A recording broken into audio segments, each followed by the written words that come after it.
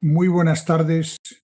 Sean bienvenidos a esta conferencia organizada por el Ateneo de Santander en colaboración con el Instituto de Física de Cantabria y la Universidad de Cantabria.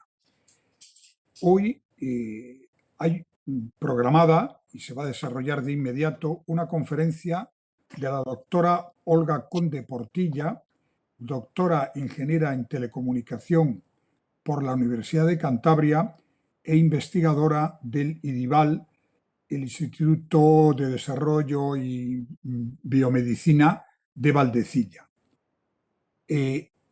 Además, esta conferencia se encuadra dentro de una serie de actos a nivel internacional con motivo de que el próximo domingo, día 16 de mayo, se conmemora a nivel mundial el Día de la Luz.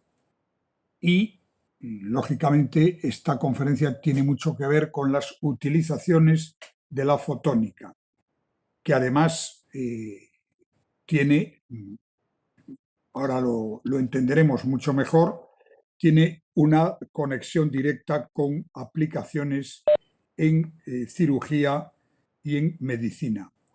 Y nos acompaña Alberto Ruiz Jimeno, el director del IFCA, que va a ser quien presente a la conferenciante de hoy, a la doctora Olga Conde Portilla, y por tanto yo ya sin más no tengo que agradecerles su atención y su presencia virtual, pero presencia en esta conferencia, a la espera de que podamos seguir desarrollando las próximas semanas este programa realizado en colaboración con el IFCA y que pronto podamos recuperar el que este tipo de conferencias sean presenciales en el Salón de Actos del Ateneo. Alberto, tienes la palabra. Muchas gracias, Manuel Ángel.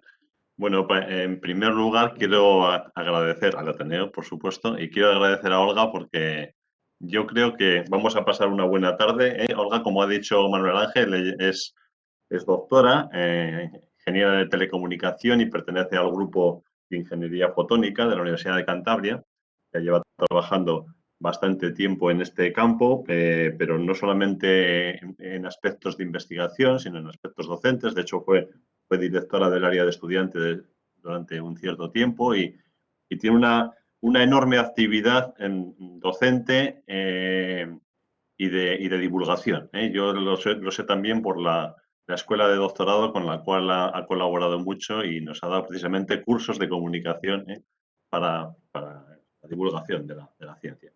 Bueno, como ha dicho Manuel Ángel, ella es investigadora además del IDIVAL y tiene muchos proyectos de investigación y de aplicación médica y no médica, pero en particular médica. Por citar algunos de ellos, pues ha trabajado en diagnóstico de patologías cardiovasculares, en técnicas de imagen para delineación de tumores, guías de intervenciones en quirófano, diagnóstico precoz del melanoma, es decir, una serie de técnicas y de actividades que realmente son muy importantes. Por otra parte, tiene un buen montón tiene un currículum extenso que no lo voy a desarrollar enteramente porque sería muy prolijo, pero tiene muchos proyectos de investigación, no solamente proyectos nacionales y locales, sino proyectos también internacionales de la Unión Europea. Y también tiene, lo cual no es tiene muchas publicaciones en consecuencia de ello, y lo que ya no es tan frecuente y sin embargo es muy importante, es que tiene bastantes patentes. Tiene bastantes patentes, lo cual indica que hace transferencia, no solamente hace investigación, sino que hace transferencia y, como he dicho, además hace divulgación, transferencia también de conocimiento, que lo hace muy bien. Y yo no te voy a decir nada más, simplemente que estoy seguro que va a ser una conferencia muy, muy entretenida, muy divertida y te doy la palabra. Bueno, pues nada, encantada de estar en este entorno, en este foro. El Ateneo es una de las máximas aspiraciones de un divulgador científico, de un investigador, ¿no? Por el reto que supone y la capacidad de difusión que tiene para nuestras investigaciones. Y para mí es un honor y un privilegio estar hoy aquí con todos ustedes y poder celebrar este Día Internacional de la Luz. Sin más, voy a dar paso a la conferencia.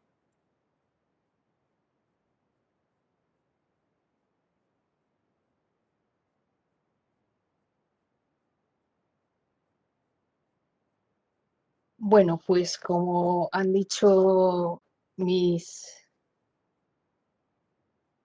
el presidente del Ateneo y el profesor Alberto Ruiz Gimeno, la charla de hoy se contextúa dentro de lo que son las actividades del Día Internacional de la Luz. Tiene por título Luz, algo más que iluminación, y cómo nos ayuda, en este caso, a superar retos en el ámbito de la biomedicina.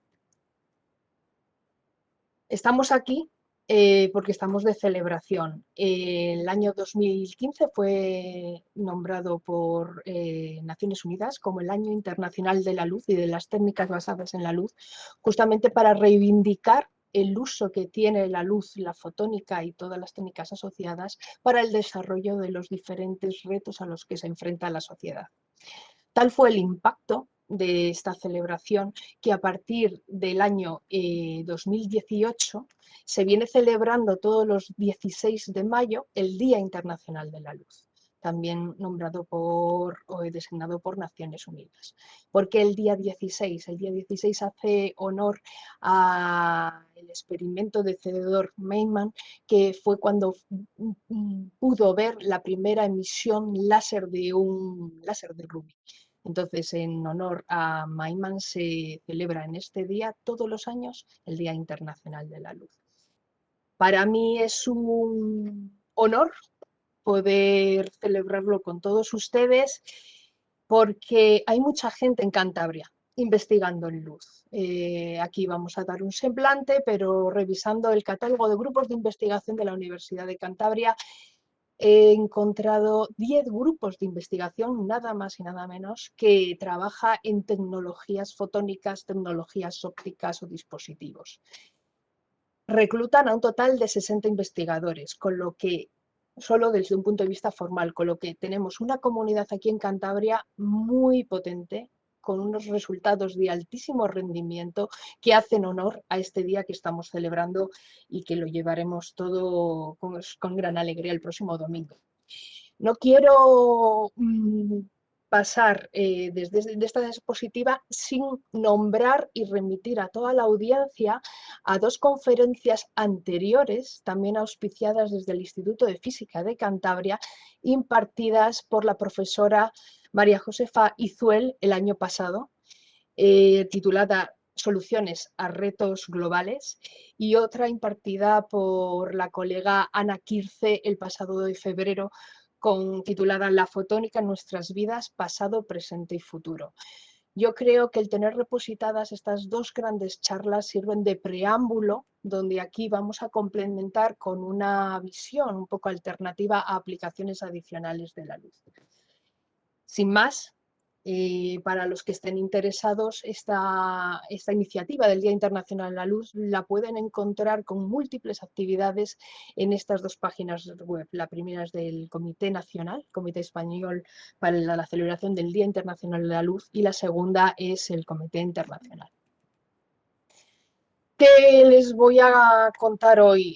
Les propongo un viaje de por qué la luz, porque la ONU ha designado este día, qué es lo que nos aporta la luz, en función de qué, de los parámetros que podemos utilizar de ella para resolver esos retos globales que mencionaba María Josefa en su charla. En este caso, se va a particularizar las aplicaciones en el ámbito de la biomedicina. Entonces, voy a dar unas pinceladas sobre cómo interactúa la luz con los tejidos biológicos. Y de ahí pasamos a una playa de aplicaciones en las que no nos vamos a poder extender para que vean un poco la extensión y la dimensión que tiene esta tecnología, que generalmente la asociamos a la luz eléctrica y al consumo mensual que llega a nuestra casa, pero queremos que sean conscientes toda la sociedad de la importancia que tienen estas tecnologías en todos y cada uno de los días de nuestra vida. A última hora presentaré algunos resultados locales Made in Cantabria, sobre las experiencias que hemos tenido de aplicación de luz a la medicina y cerraré con unas pequeñas conclusiones. ¿Por qué la luz? Cuando nos enfrentamos al ámbito biomédico nos interesa sacar y obtener información de los tejidos, cuáles sus componentes moleculares, y podemos afrontarlo a diferentes niveles. Por un lado, podemos estar interesados en ver la composición estructural de esos tejidos, qué cantidad de células epiteliales, el tejido conectivo, nervios, músculos y cuál es su estado. Puede ser más interesante ver la actividad metabólica, es decir, la respiración de las células, las enzimas que están involucradas en los procesos biológicos, los carbohidratos, los minerales, o incluso más aspectos de ámbito inmunológico. Ver los receptores, los factores de crecimiento, las citoquinas, las hormonas que están envueltas en todos los procesos biológicos. A nivel ultra específico tenemos el análisis genético, analizando el DNA y el mRNA, tan famoso en estos días. Cuando queremos hacer esto tenemos, como ingeniera que soy, en este caso, un compromiso. Tenemos que decidir cuáles son los ámbitos más fáciles de detectar. En este caso serían las partes relacionadas con el diseño estructural y las que tienen más especificidad, las que nos dan más información, que serían las relacionadas con la información genética. ¿Dónde está nuestra limitación? Nuestra limitación está en la capacidad de obtener una buena señal de estos componentes moleculares del tejido, ¿de acuerdo? Para poder tener una información correcta de la concentración de todos ellos. En este sentido, tenemos diferentes tecnologías de imagen médica y todas están relacionadas con cómo interactúa la radiación electromagnética con los diferentes tejidos. Si eso lo plasmamos en una gráfica donde tenemos aquí la longitud de onda que caracteriza cada una de las ondas electromagnéticas y en el eje Y la atenuación que tienen los tejidos, a cada longitud de onda tenemos diferentes rangos de operación. Por un lado tenemos las imágenes de rayos X que se sitúan a unas longitudes de onda muy cortas, del orden del Armstrong, y este tipo de técnicas nos permiten tener un análisis estructural, ¿de acuerdo? De cómo son los tejidos epiteliales, conectivos, logran alta penetración, a todos nos han hecho una radiografía y hemos visto a través de nuestro brazo cómo es la estructura y la densidad de nuestro cuerpo, y también tienen alta resolución. Tienen un problema, ¿de acuerdo? Que la energía asociada a estas ondas produce ionización de los tejidos y recibidas en mucha frecuencia pueden alterar genéticamente nuestros tejidos. Por el otro lado, en bajas frecuencias tenemos las ondas de radiofrecuencia, con las que se hacen los equipos de resonancia magnética funcional. Este tipo de técnicas nos permite hacer análisis estructurales, pero también metabólicos, ver cómo es la función de nuestro cerebro, por ejemplo. Logran una alta penetración y no producen ese efecto ionizante. La tercera ventana, vemos que es una ventana porque la atenuación decae fuertemente, es la ventana que se dedica a la radiación óptica. De hecho, esta ventana se llama la ventana terapéutica y está ubicada entre estas dos longitudes de onda que luego explicaremos. Estas técnicas, sobre las que se centra este Día Internacional de la Luz, permiten tanto análisis estructural como metabólico como inmunológico. Con lo cual tenemos una auténtica navaja suiza que nos va a permitir analizar muchos aspectos moleculares del tejido. No producen ionización y pueden llegar a tener alta resolución. Tenemos un pero, y es la baja penetración debido a aspectos que comentaremos más adelante. Así por de pronto, estas técnicas basadas en la luz presentan numerosas ventajas en la biomedicina. Son rápidas, son precisas, son específicas porque se pueden anclar a evidencias moleculares del tejido y son no invasivas, ya que no dañan y tienen una alta biocompatibilidad. Por eso los desarrollos basados en biomedicina se han orientado mucho con técnicas basadas en luz. Vamos a ver un poco qué podemos manejar de la luz para obtener esa información de los tejidos. Conocer las propiedades de la luz ayuda a buscar aplicaciones. ¿Y qué propiedades tenemos? Tenemos estas cuatro: la longitud de onda, la energía, el tiempo de exposición y la polarización. En cuanto a la longitud de onda, hubo un debate en el siglo XVII sobre qué era la luz, cuál es la característica y la identidad de la luz. Y hubo un gran debate científico entre dos grandes científicos, Huygens, que defendía que la radiación luminosa era una onda electromagnética, y Newton, que defendía que era una partícula, que la luz estaba compuesta con pequeños corpúsculos con cierta energía. Se resolvió con el experimento fotoeléctrico que demostró Einstein en 1905 y que le permitió obtener el Nobel en 1921. En su experimento, Einstein demostró que la teoría de ondulatoria no servía para explicar un fenómeno que estaba viendo en metales. Estaba observando que ciertos metales ante la incidencia de luz eran capaces de generar corriente eléctrica, pero no ocurría en función de la potencia de la luz, no, ocurría en función del color de la luz, es decir, su longitud de onda. Entonces se resolvió aquí la dualidad onda-partícula y que nos da lugar a la interpretación espectral de la luz. La luz, por un lado, es una onda que tiene una determinada frecuencia y longitud de onda, ¿de acuerdo? Que nos permite recorrer, como todas las ondas, el espectro electromagnético, que cubre desde las ondas de radio, las microondas, los infrarrojos, el espectro visible, el ultravioleta, incluso los rayos X y los rayos gamma. Para que se vean un ejemplo, aquí tienen un equivalente en fotografía, lo que significa esa longitud de onda con respecto a objetos que existen en el mundo real y objetos de ámbito más médico, ¿no? La relación que hay entre la longitud de onda, que es lambda, y la energía es inversamente proporcional. Es decir, longitudes de onda más cortitas, por esta zona de aquí, tienen mayores energías, y longitudes de onda más largas tienen menores energías. ¿Esto qué significa? Por ejemplo, aquí tenemos el espectro visible. El espectro visible son ondas electromagnéticas para las que nosotros tenemos detectores en nuestros ojos. Tenemos antenas que son capaces de detectar estas frecuencias. La longitud de onda más cortita que vemos es el rojo. Y por esa relación que hay entre energía y longitud de onda, podemos decir que esta radiación es la que tiene menos energía. Pasaríamos el verde, y los colores o las longitudes de onda más energéticas que vemos son el ultravioleta. Entonces ya tenemos esa dualidad onda-partícula en la que podemos jugar con los colores o con la frecuencia de la luz para aportar diferente energía a cualquier material que tengamos delante. Otro factor es la energía. ¿Qué cantidad de fotones aportamos al medio? ¿Y en qué área centramos esos fotones? Entonces, por un lado tenemos el área de iluminación, por otro lado los julios o electronvoltios, ¿no?, que tiene esa luz aplicada. Lo podemos denominar potencia si es esa energía ponderada por el tiempo, que se define en vatios, o intensidad, que son la potencia por unidad de área, o influencia, que es la energía por unidad de área.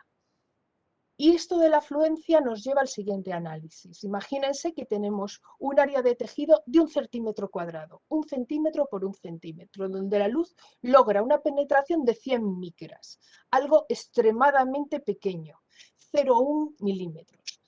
Si aportamos una fluencia de 1 julio por metro cuadrado, nuestro tejido, que inicialmente, si es humano, estaría a 37 grados, se elevaría 25 grados por la absorción que se hace de esos fotones que llegan al tejido. Eso nos pondría una temperatura local de 62 grados. Y eso implica que empieza a haber procesos fotoquímicos de desnaturalización de las proteínas. Si la intensidad luminosa sube hasta 25, el tejido adquiere una temperatura local de 100 grados. Con lo cual podríamos ablacionar el tejido, le podríamos cortar. Es decir, tenemos unas auténticas tijeras hechas con luz sobre las que podemos utilizar para lograr diferentes fenómenos en los tejidos. Si esta afluencia es mucho mayor, recorremos los diferentes estados. Si llegamos a 42 grados, generamos fenómenos de hipertermia. Si está la temperatura local entre 60 y 70, se produce coagulación de las proteínas y podemos llegar a fusionar tejidos. Si alcanzamos los 100 grados en el tejido, ablacionamos por vaporización. Y si subimos, la afluencia de luz es tan grande que llega a los 300, podemos llegar a carbonizar los tejidos. Entonces, controlando esta energía, tenemos diferentes márgenes de actuación sobre un tejido. Está claro que si queremos hacer una técnica diagnóstica, estos niveles de energía tienen que estar por debajo de un límite. No es lo mismo querer cortar un tejido que querer diagnosticarlo. Eso está regulado por un parámetro que se llama la exposición máxima permitida. Y aquí pueden ver cómo, en función de la cantidad de tiempo aplicada, nos limita la cantidad de energía que podemos aportar a un tejido para no hacerle daño. De hecho, esta exposición máxima permitida es el umbral para tener la 10ª parte de daño que haría un fenómeno fotoeléctrico. ¿Qué más podemos controlar? La polarización de la luz. La luz es una onda electromagnética que es un componente de campo eléctrico y magnético. Ese vector va pintando mientras se va propagando una cierta trayectoria. Si la trayectoria está contenida en un plano, se dice que ese campo está polarizado linealmente. Y sin embargo, si esa trayectoria describe un círculo, se llama que es polarización circular. Es muy interesante este fenómeno, aunque sea un poco oscuro, porque de cara a los tejidos nos va a traducir un poco la ordenación interna de dichos tejidos. Y por eso lo saco aquí a colación. ¿Y qué pasa con la luz en los tejidos? Pues hay ciertos fenómenos de cómo interactúa la luz con los tejidos que nos permite hacer diagnóstico. Por un lado tenemos los fenómenos de esparcimiento o scattering. Estos fenómenos se basan en que los tejidos, por estar formados por partículas de una determinada dimensión, ante la incidencia de un fotón y en función de cómo sea la longitud de onda de ese fotón con el tamaño de la partícula, esa luz va rebotando haciendo que salga por fuera del tejido. Ese es un scattering lineal, un scattering simple, que puede ser múltiple si la luz va rebotando entre cada una de las partículas.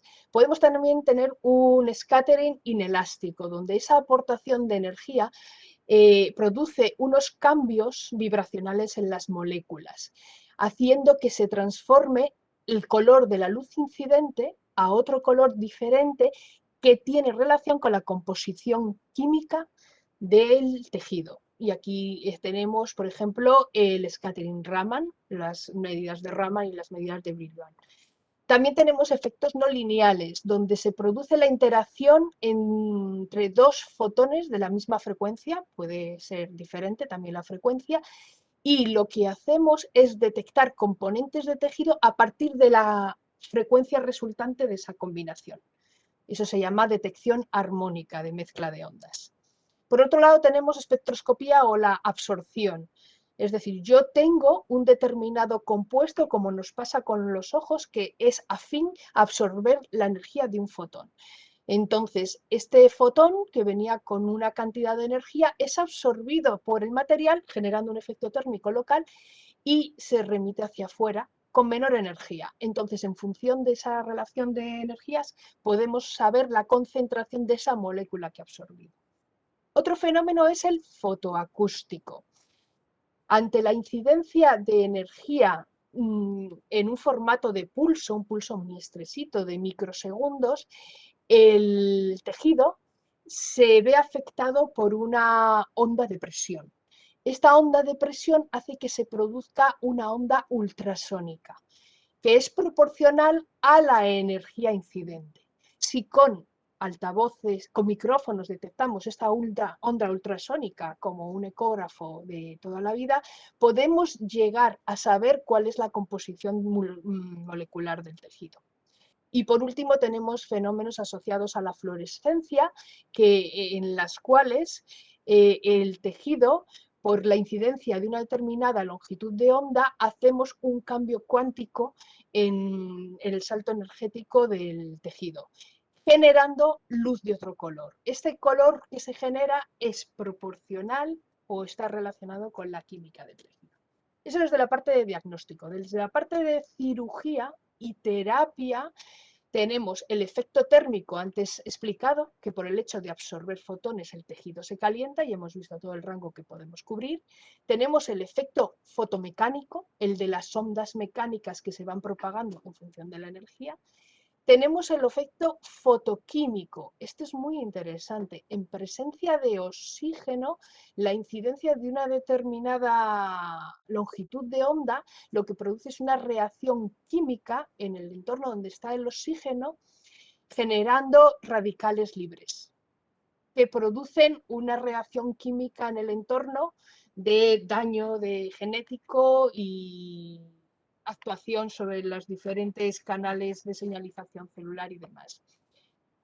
Dentro de este ámbito estaría el efecto fotobiológico, donde con luz podríamos activar células, estímulos celulares, y ya en lo último y lo más avanzado de la investigación es la optogenética, que mediante luz actuamos sobre enzimas y señalización celular de las diferentes células del tejido para cambiar su función. Aquí tenemos un mapa de cuándo actúan y dónde está el límite no superable en cada uno de los casos. Por ejemplo, en el eje X tenemos cuánto es el tiempo de exposición, ¿de acuerdo? Y en el eje vertical tenemos cómo es la afluencia, la cantidad de energía aportada. Vemos que para técnicas de diagnóstico, todas las que están en verdes, la energía aportada es pequeña. Y en función del tiempo que estemos aplicando esa energía, nos movemos en el ámbito del diagnóstico, nos movemos en el ámbito de la imagen fotoacústica o nos movemos en la generación de efectos no lineales. Sin embargo, si la afluencia sube, ya entramos en los efectos quirúrgicos de efectos fototérmicos, efectos fotomecánicos y, en último caso, la ruptura total del tejido. Los ámbitos de terapia estarían con aportes de energías altas, dosificándose durante mucho tiempo. A la hora de la verdad, la interacción entre la luz y la materia pasa por recoger la luz después de que ésta haya interaccionado con los diferentes mecanismos que hemos visto. Y debido a la composición química de los tejidos, vemos que cada uno de los componentes que tenemos en nuestro cuerpo humano tiene su coeficiente de absorción. Es decir, esta banda azul refleja el agua, que tiene una alta absorción en el ultravioleta y en el infrarrojo. La línea roja refleja cuál es la absorción de la melanina, de la hemoglobina, el componente de la sangre, tanto en su componente oxigenada como desoxigenada. En amarillo tenemos la absorción de la grasa. Todo esto nos hace ver que si no queremos tener un efecto de absorción en nuestras medidas, porque lo que va a hacer es un calentamiento del tejido, tenemos que elegir una ventana óptica donde estos componentes sean mínimos. Esa ventana se encuentra ubicada entre los 600 y 1000 nanómetros más o menos. Y en función de eso vamos a utilizar estos colores de la luz para ver la presencia o no de los diferentes componentes que están dentro de los tejidos. Las aplicaciones son variadas. Tenemos aplicaciones en imagen y diagnóstico, generar mapas que nos diga cuál es el estado del tejido, en cirugía, terapias utilizando la luz, o incluso algunas terapias emergentes que son de lo más rompedor y novedoso. Las vamos a ir viendo de forma bastante resumida para ver la implicación que tiene la luz en nuestros días.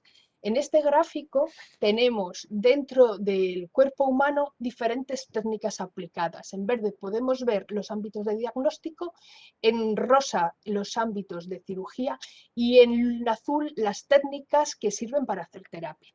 Por ejemplo, podemos hacer diagnóstico con tomografía difusión. Podemos ver cómo es la actividad cerebral inyectando luz y recogiéndola muy cerca. Nuestro ojo se puede ver con la mayor resolución posible gracias al imaging que se hace con técnicas ópticas. Todas las diferentes técnicas endoscópicas son posibles gracias a la luz. Mamografía óptica alternativa a los rayos X. Implantes, wearables, los teléfonos que nos miden nuestro estado metabólico.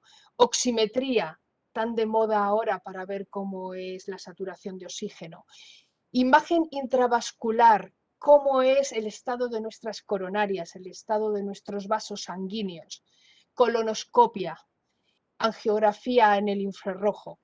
Todo esto, quien más quien menos, ha tenido alguna prueba, espero que muchos de ustedes no, pero todos estos se basan en técnicas basadas de luz. Por ejemplo, en cirugía, corrección refractiva, el tallado del cristalino para eliminación de cataratas, tratamientos dermatológicos para eliminación de manchas, eliminación de láseres. Se basa en una interacción fotoquímica entre el láser y el tejido. Técnicas de blancamiento dental, eliminación, depilación. Todo esto se debe también a la luz. En terapias de ultravioleta. Terapias de ultravioleta, sabemos que la radiación solar es dañina. La radiación solar tiene una componente en el rango del ultravioleta A del 95% y del ultravioleta B del 5%. Ese ultravioleta B es el que produce daños genéticos en nuestras células y es altamente carcinógeno, promoviendo los tumores epiteliales. Tenemos que ser cuidadosos con esta administración de rayos ultravioletas provenientes del sol. Sin embargo, aparte de este efecto dañino, también la radiación ultravioleta puede ser favorable porque puede llegar a activar nuestro sistema inmunológico. ¿De acuerdo?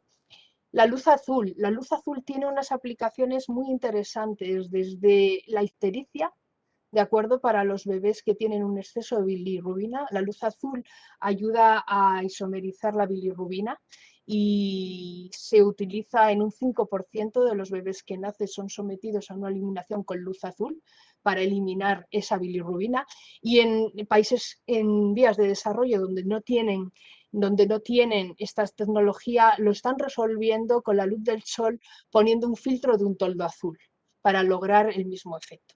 La terapia fotodinámica, que se está relacionada con la generación de esos radicales libres en un entorno tumoral para destruir por vía química las células tumorales. Y la luz activada, la nanomedicina activada con luz, que es otra tendencia y otra palanca brutal de desarrollo de las técnicas fotónicas, donde nos va a permitir hacer medicina personalizada, llevar la droga y la quimio específicamente a las células que están afectadas en los diferentes tipos de tumores, y muchos de ellos dosificar esa medicina a partir de una irradiación con luz de unas determinadas longitudes de onda. Aquí tenemos un poco la adopción clínica de estas técnicas. Hemos visto que algunos están en la práctica usual, ¿no? En la práctica común de nuestros hospitales. Aquí tenemos, en lo que está en el día a día, tenemos la inmunohistoquímica, donde aquí se está analizando cómo es un pólipo adenomatoso, ¿vale? Aquí tenemos una técnica de laparoscopia, donde estamos viendo y están interviniendo los cirujanos en la cavidad peritoneal, con mínima invasión, con mínima cirugía y con una pronta recuperación de todos los pacientes. Endoscopía en sus diferentes versiones. Aquí tenemos una endoscopía gástrica, donde podemos ver dónde está la flecha, un pequeño cuerpo patológico en el esófago. Aquí tenemos otro tipo de endoscopía, que es la colonoscopia, que nos permite ver un pólipo sigmoide, en este caso, de unos 3 centímetros. Esto depende todavía de la agudeza visual que tenga el clínico que está utilizando la colonoscopia. se está haciendo mucha investigación en ayudar a que este diagnóstico sea mucho más automatizado, incluyendo efectos como la fluorescencia. Aquí tenemos el oído interno con una otoscopia que nos permite visualizar el tímpano y el oído medio, la oftalmoscopia para ver el fondo del ojo y la técnica de tomografía de coherencia óptica para ver las capas retinianas. Lo que se está empezando a adoptar y no está tan introducido en la comunidad clínica, es la tomografía por coherencia óptica por un catéter. Con un catéter realizado con fibra óptica somos capaces de iluminar la cara interna de un vaso sanguíneo y ver cómo es la estructura y la morfología de su pared, sin hacer ningún tipo de biopsia, únicamente observando cómo es el eco de la luz cuando vuelve de esa pared. Esta es la tomografía de difusión óptica que nos permite ver la presencia excesiva de sangre en un tumor de mama, sin ningún tipo de biopsia, únicamente lanzando luz sobre la mama y recogiéndola con detectores. Podemos seguir y trazar la presencia de hemoglobina oxigenada y desoxigenada y dar un patrón de aquella zona donde hay más hemoglobina que está asociada a la angiogénesis, a la creación de vasos sanguíneos que tiene el tumor. Aquí tenemos una imagen de fluorescencia de unos pólipos colorectales del recto que hablábamos antes, donde se hace muchísimo más específico la delineación de dónde está el pólipo, una angiografía, Speckle, endosmicroscopía, aquí confocal para análisis de la piel. Y estas otras técnicas están ahora mismo en formato de ser trasladadas. ¿Qué quiere decir? Pasar de los laboratorios al quirófano. En este primer caso tenemos una microscopía de bloques de tejido grueso. Es una tecnología que va favoreciendo la biopsia virtual, es decir, que no nos tengan que extraer el tejido para analizarlo a posteriori, sino que in situ lo podemos analizar. Tenemos también el DOT, lo que hemos visto antes de tomografía de difusión óptica, que se está utilizando para ver la activación cerebral de forma muchísimo más barata que lo que nos puede suponer las resonancias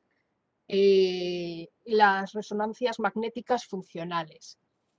Aquí tenemos también una imagen multimodal donde tenemos una mezcla de OCT más fluorescencia, esta de aquí, ¿de acuerdo? Y en esta tenemos un tumor en un entorno de glioma, de un tumor cerebral. Esto es lo que ve, el bright field es lo que ve el cirujano, el neurocirujano, que si jugamos con la fluorescencia debido a la inyección de un contraste, en este caso ácido aminolibolucleico 5, podemos tener una especificidad acerca de dónde se encuentra el tumor que a simple vista no podemos observarlo.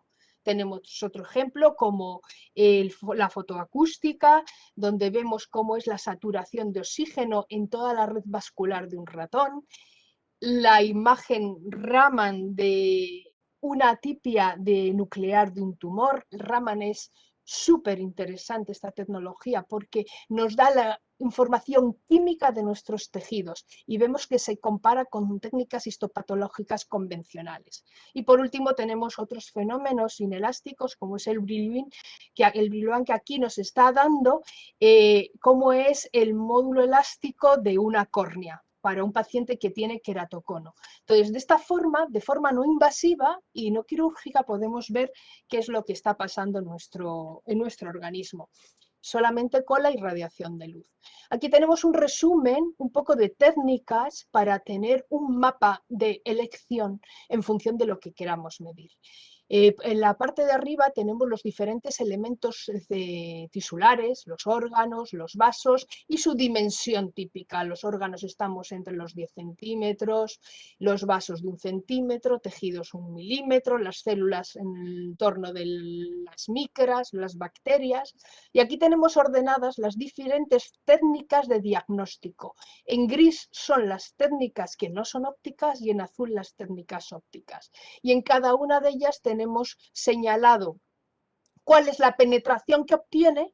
Por ejemplo, OCT puede llegar hasta los 3-4 milímetros y por el otro lado la resolución. Con la técnica de tomografía de coherencia óptica podemos llegar a ver partes del tejido que están separadas 3 y 4 micras.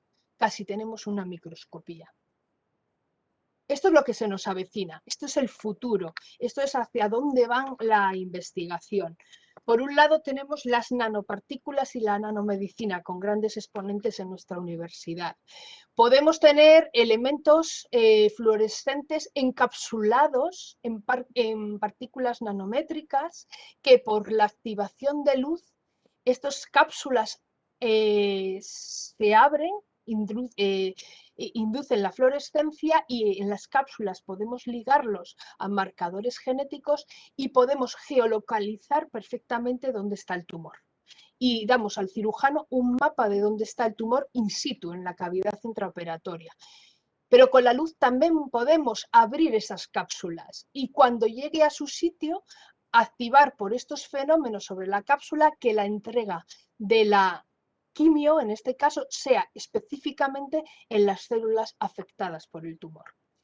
Estos son nanorobots controlados por luz.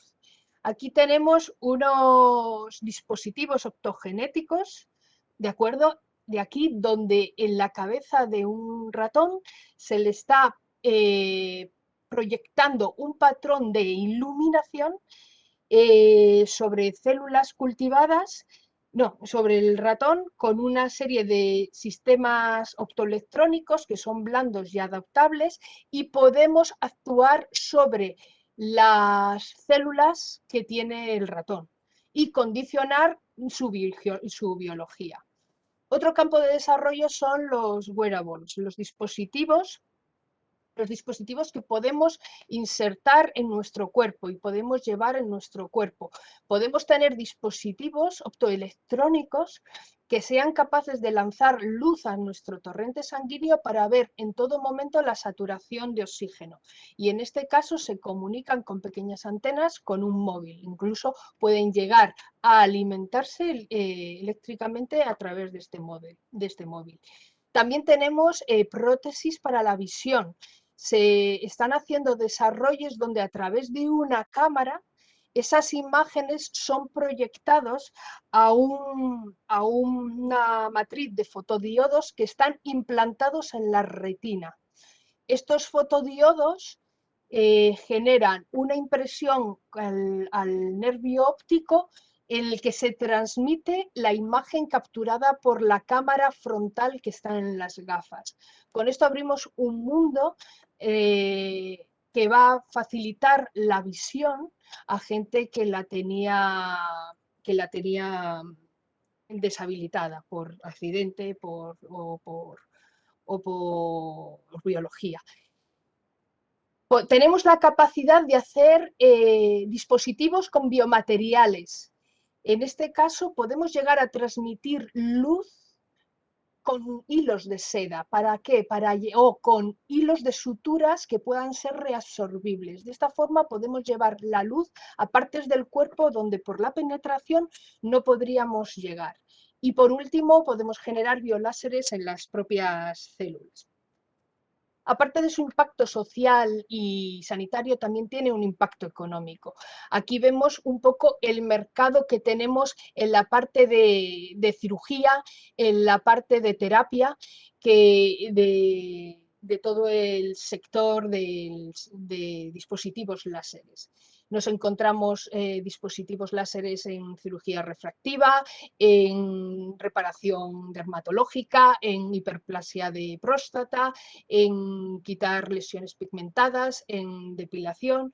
Y por otro lado también el mercado de diagnóstico con la laparoscopia tirando de él con 8 billones de dólares, ¿de acuerdo?, en el mercado global, tiene un impacto económico enorme. Y va a ser un tractor, y va a ser un tractor de la economía. Aquí tenemos un estudio prospectivo de la evolución del sector de la fotónica hasta el 2027, traccionado por las grandes compañías, Carl Zeiss, Thermo, Hamamatsu, Perkin-Elmer. El mercado se va a repartir en terapia, en diagnóstico e incluso dispositivos de uso no médico. Y lo que es más interesante es que vamos a pasar ya a las fases in vivo. Esta parte translacional de hacerlo in vitro en los laboratorios en 2008 va a pasar a la parte in vivo.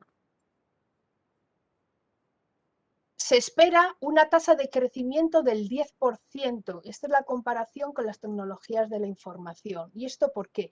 Por el aumento de la población geriátrica. Es decir, vamos teniendo más años y hay una necesidad de un diagnóstico cada vez más frecuente de cualquier enfermedad que podemos tener. Se va a desarrollar grandemente todo el ámbito de la nanotecnología.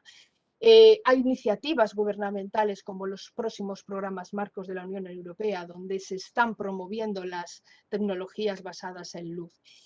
Hay una alta demanda de los dispositivos de tratamiento personal, el point of care, es decir, que nosotros en nuestra casa tengamos nuestro propio medidor de saturación de oxígeno para no tener que salir corriendo a un ambulatorio al que alguien nos lo mide. Entonces, es importante esta personalización y esa distribución masiva de estos dispositivos, que va a permitir monitorizar la salud de forma más eficiente. Y todo el avance técnico que se está haciendo va a hacer que este impulso de mercado crezca notablemente. Voy a hacer una pasada muy sencilla y muy rápida sobre lo que hemos hecho aquí en Cantabria. La primera parte es en diagnóstico tumoral y en delineación tumoral, en 3 ámbitos. Diagnóstico de cáncer de mama y delineación de mama en técnicas conservadoras de mama, melanomas y gliomas. En todo proceso oncológico, cuando uno va a quirófano, es importantísimo que el tumor, cuando se biopsia, ya una vez sacado de la persona, tenga lo que se denomina margen negativo. Ya vamos sabiendo que un resultado negativo es bueno. Margen negativo es que nuestro tumor está rodeado por células normales, con lo cual está perfectamente encapsulado.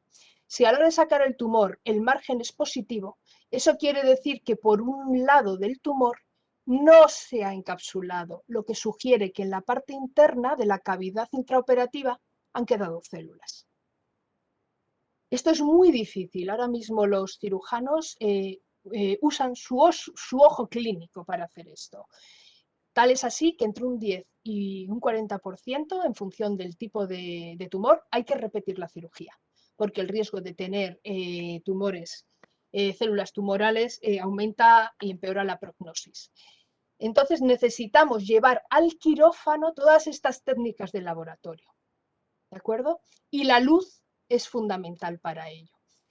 Uno de los parámetros que hemos visto es cómo es el espectro de los tejidos. Aquí vemos en esta gráfica cómo es en función del color, en este caso en el rango visible, cómo son las huellas de los diferentes tipos de tejidos en cáncer de mama. Por ejemplo, vemos que el tejido normal es la zona esta gris, el tejido benigno es la amarilla, el tejido de CIS, que es un cáncer ductal, es la rosa.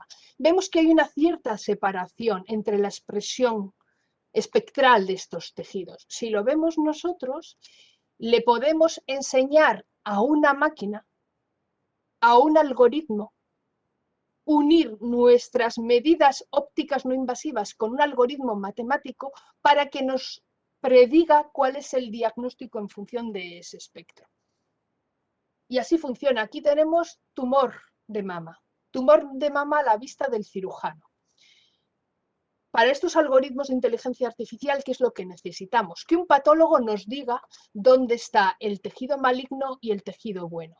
Con estas informaciones de patólogos cuya ayuda es totalmente fundamental en estos desarrollos, introduciendo los modelos físicos de la interacción luz-materia que hemos visto antes, somos capaces de obtener mapas de probabilidad de tumor, que se pueden presentar en el quirófano en tiempo real.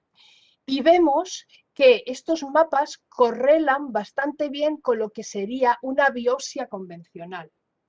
¿De acuerdo? La diferencia es que estos mapas les obtenemos en tiempo real, pudiendo llegar a quitar células que estuviesen todavía en la cavidad, y para lo otro hay que esperar en función de diferentes parámetros, una semana, 2 semanas o algún mes, ¿de acuerdo? Lo que condiciona mucho todo el proceso de terapia y el proceso psicológico de los pacientes. Esta inteligencia artificial la seguimos aplicando, es el trabajo de uno de nuestros estudiantes. Esa inteligencia artificial podemos ver que en función de lo que ve el cirujano, que sería esta columna de aquí, nosotros aplicando luz modulada, luz con diferentes patrones de claros y oscuros, somos capaces de realzar el contraste de las fibras y las estructuras que hay en los tejidos mamarios. Y eso, alimentando un sistema de inteligencia artificial y deep learning, somos capaces de decidir por dónde tenemos el tejido tumoral y tejido que es más benigno. Estas medidas las realizamos en el hospital. Esto es una prueba de campo realizada en el servicio de dermatología, que en este caso lo que estudiábamos es el diagnóstico precoz de melanoma y su diferenciación con los nebus o lunares convencionales. En este trabajo hemos comprobado que el espectro de estas lesiones nos ayuda a identificar cuando la piel es normal, cuando tenemos melanoma y cuando tenemos un origen de nebus. Y esto es importante, ¿por qué? Porque la gente que tiene una proliferación de lunares muy grande se tiene que ver sometida a biopsias continuas y anuales que son incómodas y generan todo un proceso psicológico de ver qué es lo que pasa en cada momento. De esta forma podríamos aliviar esa necesidad de hacer biopsias haciendo este diagnóstico precoz, detectándolo cuanto antes y no teniendo y evitando la realización de esas biopsias y con eso el colapso de los servicios centrales en caso de que no sea necesario. Además de la información espectral, la tomografía de coherencia óptica también nos permite distinguir entre tumores que son del tipo melanoma y tumores que son de tipo basal. Si nosotros aplicamos todos los métodos ópticos de interacción luz-materia, podemos sacar cómo es el parámetro de atenuación del tejido, cuantificarle y en función de eso decidir si estamos ante una patología basal o ante una patología de melanomas. Y también hemos trabajado en delineación de gliomas. Aquí es importante combinar dos técnicas. Por un lado, la fluorescencia, esto es lo que ve un cirujano en un caso de un glioma, pero hace falta saber dónde están los bordes, porque en el cerebro no es como en el cáncer de mama, que podemos extralimitar lo que sacamos. Aquí tenemos que ser muy precisos para extraer únicamente la parte tumoral. En este caso, utilizamos fluorescencia con un marcador PPI9, sacamos un mapa de concentración de este fluoróforo y lo superponemos sobre el tejido para ver dónde se concentra más y ser capaces de delinear muchísimo mejor el tejido. Hemos realizado también trabajos cardiovasculares, como hablaba antes Alberto, colaborando con la gente de aquí, porque yo creo que es un caso de éxito, porque hemos podido colaborar con muchos de los servicios de nuestro hospital universitario Marqués de Valdecilla. En este caso, con el servicio de cirugía cardiovascular, donde en caso de aneurismas, que es un engrosamiento de lo que es el vano de la aorta, del vaso de la aorta, y tienen que colocar una prótesis, necesitan saber cómo es el estado de esa aorta. A la vista de nuestro sistema de tomografía de coherencia óptica, nosotros hemos observado sobre aortas humanas que una aorta sana tiene un decaimiento de la luz desde el borde hasta el interior de una forma uniforme, como así lo refleja la histopatología. Sin embargo, una aorta aneurismática tiene una serie de anomalías y disociaciones dentro de la pared, que es lo mismo que se refleja en la histopatología. La ventaja es que para hacer esto nosotros no tenemos que cortar la aorta, lo podemos hacer directamente con una fibra llevándolo hasta el lugar y ver cómo es la respuesta, y aquí tenemos que cortar la aorta. Y para hacer un diagnóstico eso es una tarea que es imposible. Aquí tenemos un vídeo capturado donde ustedes pueden ver y podrían llegar a indicar si esta aorta, después de estas pautas y patrones de diagnóstico que les he dado, es sana o es enferma. Si lo ven, aparecen una serie de agujeros que nos indican que totalmente esa aorta hay que eliminarla, porque cualquier dilatación adicional en estas anomalías va a producir un poro y va a hacer y inducir la muerte del paciente absoluta y en tiempo real. Con este realce espectral, buscando la hemoglobina, podemos llegar a saber por dónde va la vasculatura de las manos y podemos llegar a obtener la perfusión que tenemos en nuestros tejidos. Y eso es muy importante en caso de trasplante hepático, en caso de curación de heridas. Otra colaboración muy interesante es la evaluación de cómo es el estado estructural de las cuerdas tendinosas. Aquí tenemos un corazón operando en sístole y diástole. Básicamente estas funciones de sístole y diástoles son posibles gracias a la apertura de estas dos válvulas, la mitral, la tricúspide y la bicúspide. La apertura de esas válvulas se debe a estos tirantes, que son las cuerdas tendinosas. Esos tirantes con la edad se degradan, su parte interna se deforma, se desarregla. Este es el aspecto que tiene una cuerda tendinosa. ¿Qué es lo que pasa? Los cirujanos cardiovasculares a simple vista pueden ver que está alargada, elongada en función de la longitud que tenga, pero la estructura interna no se puede ver. Con técnicas basadas en polarización, de tomografía de coherencia óptica, proyectando únicamente el láser sobre el perfil de la cuerda, hemos llegado a ver que una cuerda sana presenta estas bandas debidas a la birrefringencia que tiene el colágeno en la cuerda y una cuerda degenerativa no la tiene, con lo cual tenemos un marcador que le hemos probado ¿dónde? En colaboración con el Laboratorio de Ingeniería de Materiales de Caminos, hemos llevado las cuerdas tendinosas a sus experimentos de tracción, hemos proyectado el láser en diferentes puntos de la cuerda y hemos llegado a ver cómo, sometidos a procesos de tracción, esas distancias entre las bandas van variando y van variando en función de la fuerza de tracción. Y con lo cual estamos viendo cómo la estructura interna se va deformando por esa tracción y eso nos lo está dando un eco en una medida óptica que se puede obtener en tiempo real. Tanto es así que el mecanismo de tracción se lleva a una fuerza de tensión máxima y pueden llegar a ver, en este caso, que cuando sometemos la cuerda a una tracción realmente alta, se rompe por el punto medio. Cierro ya esta intervención con las conclusiones. Conclusiones. Las técnicas basadas en luz tienen una serie innumerable de ventajas de cara al diagnóstico y a la terapia médica. No son invasivas, tienen la capacidad de poder producir imágenes de diagnóstico y terapia en tiempo real, miden de forma continuada, no producen ionización y nos pueden llegar a dar un contraste molecular. Entre las ventajas es que son pocos conocidas, pero empiezan ya a serlo. Iniciativas como estas del Día Internacional de la Luz nos ayudan a trasladar la importancia de la investigación en estas tecnologías. Se necesita un poco más de financiación para poder investigar y poder llegar a quirófano. Es fundamental el paso a quirófano, porque en los laboratorios lo tenemos demostrado, pero hace falta dinero para poder llegar a quirófano, que eso a veces no es tan inmediato.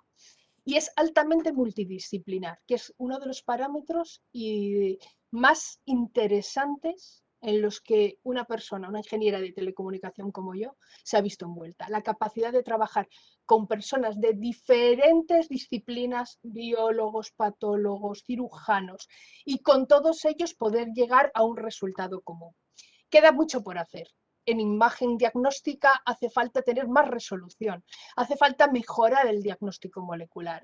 En monitorizado de salud hay que mejorar las medidas en el punto de cuidado, bien sea en una cama, bien sea en nuestra casa. Podemos tener un desarrollo más optimizado de dispositivos implantables, desarrollar mejor los wearables para que tengan unas medidas más precisas. Impulsar la cirugía robótica con nuevas técnicas que vayan más dirigidas a la delineación tumoral, que jueguen con la genética de los tumores. Hacer biopsia óptica intraoperativa, llevar nuestros equipos al quirófano y poder proporcionar esos mapas a los cirujanos. En terapia dirigida, aunar los esfuerzos de los químicos, de los biólogos, para encapsular y personalizar cada una de estas nanopartículas para que sean específicas para cada tipo de tumor y la expresión genética que exhiben. Me quiero despedir dando las gracias infinitas a mi grupo de investigación, que es un grupo bastante numeroso, que estamos aquí en la Universidad de Cantabria, en el IDIVAL y en el CiberBBN.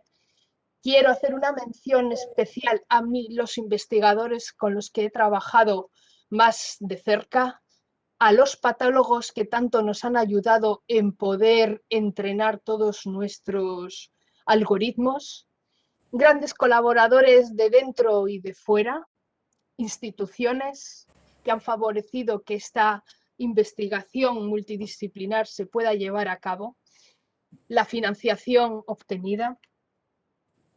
Y me quiero despedir con una frase de mi admirado Leonard Cohen.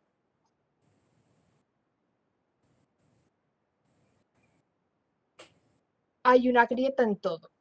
Así es como entra la luz. Muchísimas gracias. Muy bien, pues muchísimas gracias a la doctora Olga Conde Portilla por esta magnífica intervención y en nombre del Ateneo mostrarle nuestro máximo agradecimiento por la participación en esta conferencia y ahora yo le paso la palabra al profesor Alberto Ruiz Jimeno para que él cierre ya esta conferencia. Sí, bueno, me imagino que habrá algunas cuestiones por parte de los, no sé si el moderador. Yo tengo bueno, podría hacer muchas cuestiones porque la verdad es que ha sido muy, muy interesante la conferencia y claro, hay tanto que... yo, o sea, lo que veo, bueno, en primer lugar, vosotros trabajáis fundamentalmente en imagen, en diagnóstico, ¿no? Esencialmente es diagnóstico, Sí, ¿no? Es lo que hacéis. principalmente nuestros desarrollos han sido en diagnóstico. Y entonces, pero incluso en algún caso en diagnóstico intraoperatorio, o sea, que podéis trabajar online en el momento de la, bueno, de la operación, ¿no? Del cirujano, también podéis hacerlo. Nuestra idea, hemos desarrollado nuestros sistemas, les tenemos en el laboratorio, probados en el laboratorio. Hemos tenido proyectos de desarrollo directamente en el hospital, este proyecto dermatológico para delineación de melanoma y diferenciación del nevus, y nuestra idea es mirar siempre al quirófano para intentar llevar lo antes posible toda esta tecnología al quirófano.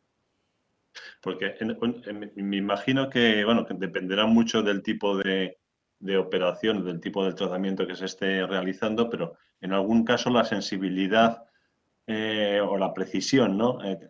Tiene que ser enorme, ¿no? Entonces, ¿cuáles son vuestras principales dificultades? No sé, por ejemplo, yo me imagino que si tenéis que delimitar perfectamente un tumor, el problema puede ser el propio movimiento de la persona durante el proceso. O sea, ¿cómo está la resolución? Ciertamente, Alberto, has dado en el clavo. De hecho, eso es una de las necesidades que motivan que los equipos de biopsia óptica virtual se trasladen al quirófano.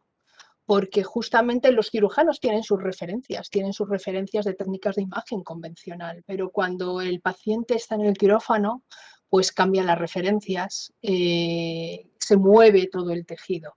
Entonces, lo que tenemos que hacer, y nuestro impulso es desarrollar una instrumentación de medida que sea lo más rápido posible, que tenga una captura lo más eficiente posible para evitar que cualquier artefacto de movimiento interfiera en la adquisición de estas imágenes.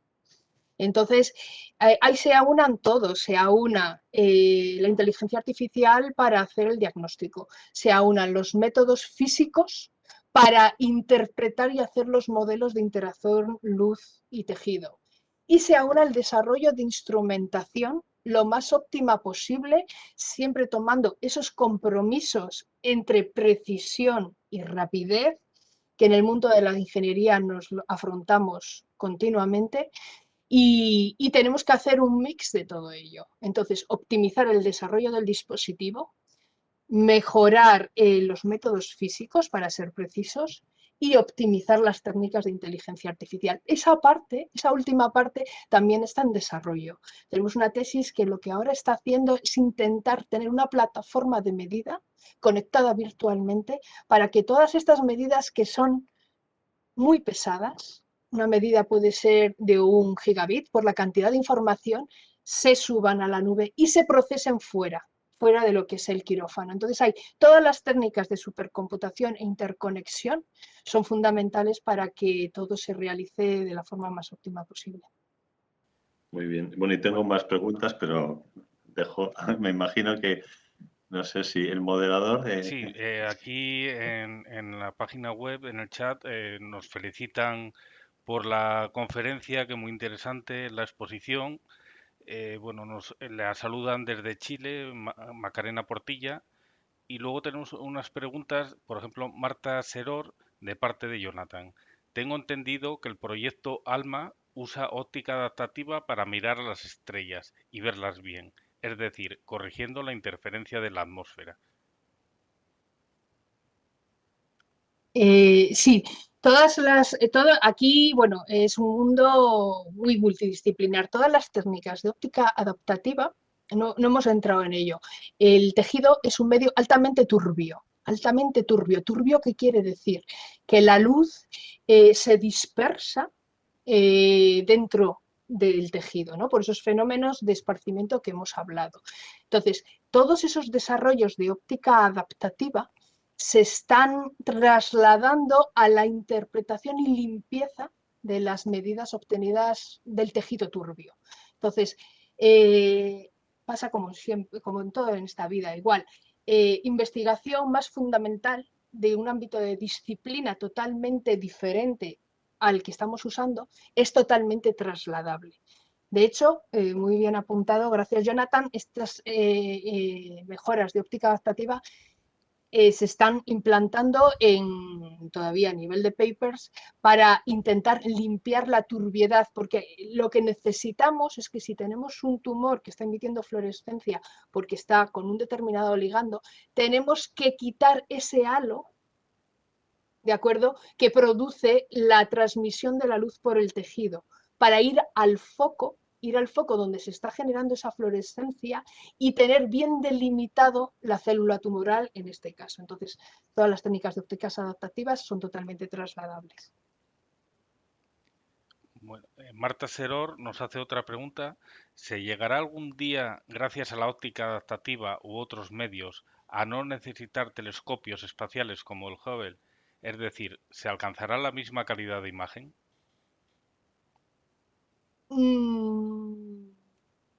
Pues no te sé decir. Lo siento, Marta, no te sé responder en ese sentido. Y yo entiendo que en función de cómo esta óptica vaya mejorando, porque de hecho los avances de la inteligencia artificial son numerosos e incluso se puede llegar a meter ahí. Yo lo último que he visto es una red neuronal hecha con holografía. Si podemos llegar a hacer optogenética, que es inducir, ¿no?, alteraciones celulares gracias a la luz, si con holografía podemos llegar a evolucionar la óptica adaptativa, pues me veo que igual puede ser, pero tampoco voy a tirarme a la piscina. Bueno, no tenemos más preguntas. Susana Conde le dice que una conferencia muy interesante, doctora, abrumada por las múltiples aplicaciones que la luz tiene y desconocía, y felicitar a su equipo de trabajo y agradecer todos los avances que aportan a la sociedad. Nada más desde el chat. Muy bien. Pues bueno, pues por mi parte nada más que agradecer al Ateneo y agradecer a Olga por la charla tan estupenda y que estará colgada en el vídeo, o sea que la gente todavía puede verla. No, Sí, no te oímos, sí. Manuel Ángel. No te Sí. oímos. Tiene desactivado el silencio, don Manuel Ángel. Ahora. Perdón, decía que agradecer a la doctora Conde Portilla esta magnífica conferencia y que en efecto esto queda grabado y quedará accesible a través de la página web del Ateneo de Santander en un par de días. Muchísimas gracias. Muchísimas gracias, ha sido un placer. Bien.